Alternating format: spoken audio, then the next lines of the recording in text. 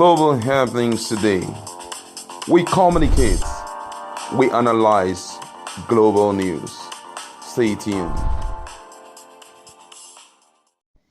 Hello guys, welcome to Global Happenings. Today we have a trending news for you, and the headline reads, Nigeria in more trouble as IPOB submits more incriminating materials to United Nations against Nigeria. See details, but before we go into the news proper and further analysis, would you like you to subscribe to our channel by clicking on the red subscribe button below. Beside it, you will see a bell notification icon.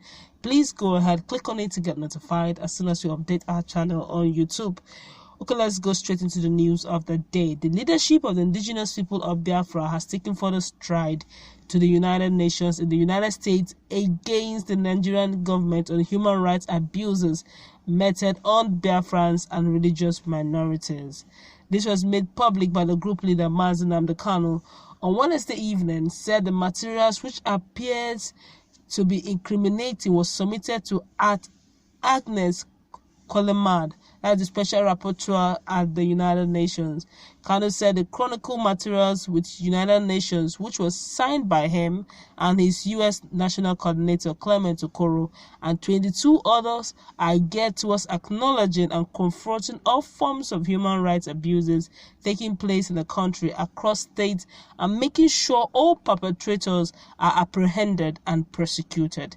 He also noted that IPOB's goal is to make sure religious minorities within Nigeria states are fully protected by the international community. IPOB enlisted several human rights violations, ranging from indiscriminate arrest of mass execution of IPOB members and others by the Nigerian police, military, and other security agencies. The Chronicle of Rights Abuses, according to IPOB, as indigenous people of Biafra, were summarized into 12 heinous incidences against Biafrans and Christians by Fulani herdsmen. Bam. That's the news. But before we go to full analysis of what the implication of this means, we would like to feel the pulse of Nigerians generally. We're picking cut across all regions, cut across all tribes, cut across those for and against, just to have an idea of what Nigerians are saying about this matter, because it affects everyone. Who does not know about Fulani herdsmen and what they have been doing against humanity as a whole? But let's just feel the pulse of Nigerians over this matter. This one here says, Biafra must survive in Jesus' name. This one here says, all hail Biafra. This one says, obituary, obituary, obituary. Nigeria gone very soon. This one here says, Holy One of Israel, Most High Yahweh is your strength, bro. I guess it's referring to Mazi Nnamdi Kanu here. This one here is saying, the zoo must fall, break to pieces. This one here says, glory be to God. This one here says, well done, one name, yeah. I guess, well done, my brother. This one here is saying, it's a simple truth, nothing but the truth. One Biafra will stand, all hail Biafra. This one here say, keep pushing, Biafra must survive. This one here say, we are talking about COVID-19, you are doing another thing. Well, COVID-19 and this is one of the same if you ask me. Yes, COVID-19 may be general, but this one too affects everyone. Yes, because if not for COVID-19, we'll still be talking about Fulani herdsmen. I just that COVID-19 has taken precedence. Before that, it was Fulani herdsmen everywhere. But right now, COVID-19 has taken over. No one knows who is surviving yet. So everybody, even if Fulani herdsmen are trying to put some things on hold, but yet, we need to address what we need to address anyway. This one here is saying, this boy, Master Kalu Palace, almost his foot. I don't even understand what this one is trying to write. Doesn't make sense. Sorry, please. I will have to overlook his comments. It doesn't really make sense. I can't even read what he wrote, really. This one here saying, bless you, sir. Well done. This one here saying, Chukwu Okike Abiama Goziege, God bless you. That's what he's trying to say. This one here saying, in this hard time, when the whole world is busy. Okay, well, this one's also a serious one if you ask me. This one here is saying, yes, God, go. God is with you. This one here is saying, we are moving, thank God. This one here is saying, they are using COVID-19 to destroy those like you, my dear. Well, this one here is saying, wow, God bless you, my leader, my leader. This one here is saying, this one here is saying, Dalu Reni Onyeisi. Dali Rieni or something. I don't know what that means really, but I don't know really. This is a poor truth as far as your Biafra and your case is treated differently in any station, be it police, CID, SSS, DSS at all levels in Nigeria. That's the marginalization Mazi Kanu is talking about here. This one here is saying the zoo must fall flat. This one here is saying basically, I guess this particular forum is majorly for the Biafrans because they all have come in their numbers to show solidarity with what Mazi Nnamdi Kanu is doing. But let's take a little break from COVID-19. Let's look at this critically. Before this saga of COVID-19, it has always been a case of Fulani Herdsmen. Even fairly recently, Fulani Herdsmen went down to a Delta State community in Delta State, kidnapped the husband, the man of the house, demanded that the wife of the house, the woman of the house, should cook pot of rice. They finished cooking the pot of rice. They told her to cool out the thing, put it inside cooler, hot rice. I guess they were even hungry. Can you imagine? After collecting the finished eating, putting the rice inside cooler, they took the man's shoes, plus his ATM, plus his clothing, her trinkets, her jewelries, and took the man away. That's how bad it has become. Initially, they say, okay, no, they're Fulani Herdsmen, they're herders, they're trying to feed their grasses. But while they're moving about feeding their grasses, they're looking at the environment, they're looking at the terrain of the environment, they're looking at how secured the environment is, they're looking at how close, is it a cluster settlement or is it a sparse settlement? If they attack, how close? If they attack, would there be a rebellion? Would they be able to, withstand the attack and all that? So where they're doing their grazing, they're also checking how insecure or secure the environment is. So after they have done their wonderful grazing, they still come back to steal from the people. This can't continue this way.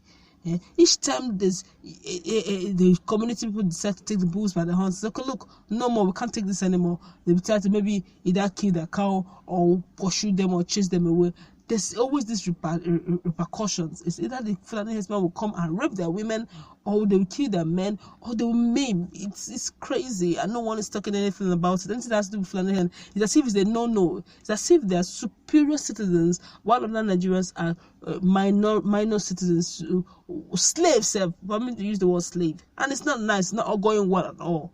And this is what we are talking about. I guess at some point, international criminal law needs to come into play. You need to take it to court of justice, in the international court of justice, and let's begin to play out. And who will take it there? People, and this to me is even a plus for people who are looking for secession like Biafra, because if they are calling them a proscribed group and herdsmen that everybody knows in the whole world that they are actually terrorists, fought in the world actually. If they've not prescribed them in Nigeria, they have prescribed them in some of the places. You can imagine just fairly recently, a month ago thereabouts, they had to chase them from Benin. They don't want it. No, go. We don't want you. They chase them out to the outskirts of their borders. That's to tell you that they don't want they've been hearing things they've been doing in Nigeria. Also of these Western countries, Western African countries, Western African countries have heard what Fulani Herdsmen are doing in Nigeria. So they don't even want that rubbish. If your people can permit it and allow cows to have more value than human lives, in our own country we value life. So shift with your cows. We know how to rear our things. And people are watching. And so to a great extent, the likes of Mazi Nnamdi Kanu coming in and bringing this to bear. The international community are just watching. They need somebody bold enough, with proofs, with videotapes, proofs to show that, look, this is real, okay? And we need to, they can't just jump into, Nigeria is a sovereign state, for crying out loud. They can't just come into and meddle into our affair, but somebody needs to bring their attention to it. Nigeria is a member state in AU, in ECOWAS, in most of this UN, in most of these countries. So if you're a member state, that means sanctions are on the way. If you don't abide by the rules and regulations, law abiding the United Nations treaties and the rest, then sanctions are on the way. But for it to happen, somebody needs to bring the petition there. And so if everybody is scared of bringing the petition, then we can be suffering in silence. So to a great extent, Mazi Nnamdi Kanu, by virtue of trying to succeed also using IPOB, is also bringing the international, that exposure is wonderful, That's no wonder he keeps telling his people, look, don't go fighting, don't go exposing yourself, don't go retaliating. we are going to use diplomatic means and dialogue. We'll get what we're looking for. We are in the dispensation where we are one global world, where all it needs to do is, and let's just be on the internet and let there be videos, let there be proofs. That's all you need, And if you say no, there's a video clip playing to show that, okay, this is it. So the government may not be able to come out of this. So with this now finally being submitted, the reactions are, well, Nigerians are expecting reactions. Don't forget that there are also other NGOs hoping and praying that something like this should come up. They may collaborate and alliance with the likes of Mazi and Kanu, even if they don't want to. The man is well ready enough to do that, because he's actually looking for a secession of Biafra already. So even if nobody wants to come with him, there are enough proofs. We don't forget that Nigerians are generally tired of the level of impunity and the level of recklessness of Fulani herdsmen in Nigeria. So yes, this to me is a good one, because now the Mazi and the Kanu here is trying to help Nigerians over the same issue of Fulani herdsmen. Okay, but we are yet to hear from United Nations on the article submitted. Just submitted it just yesterday evening, and whether we like it or yes, I know it's on the table. They'll be looking towards. But what do you think about the fact that Mazi Nnamdi Kanu has again submitted this time around? It's affecting all Nigerians, and this is Fulani herdsmen. No NGO will deny, no Nigerian will say it's a lie. No Nigerian will say this one is a fluke, because every region in Nigeria is basically complaining. In fact, one of the major reasons why there's Amatekun and social and regional security outfit that most regions are trying to establish is simply because of the level of insecurity and the level of impunity committed by Fulani herdsmen and other bandits. So yes, this is a win-win. Everyone will be happy with this. I think everyone should be able to lend a voice in this particular one, because it's a win-win for everyone. But what do you think? And the fact that Mazi Nnamdi Kanu has spearheaded this particular one, taking it to United Nations and wanting them to look into the matter of insecurity and the impunity and the recklessness of Fulani herdsmen over issues governing Nigeria and security issues in Nigeria. Let's go to the comment section. Let's interact. What do you think about this